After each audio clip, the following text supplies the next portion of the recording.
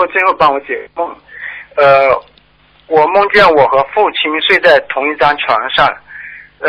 我跟父亲讲佛理佛法，他不怎么爱听，然后就起了床，叹了口气说，也就是今天晚上来了。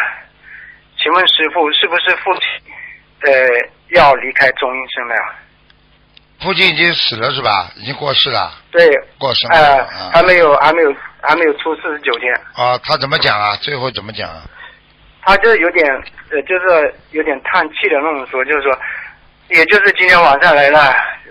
啊，那我告诉你，没有尽力啊，你们没有尽力，没有把父亲超脱，所以他也没办法叫你们，没有办法叫你们。